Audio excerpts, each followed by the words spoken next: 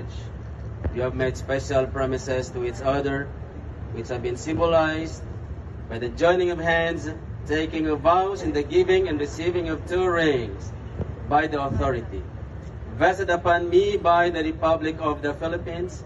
I now pronounce you to be husband and wife.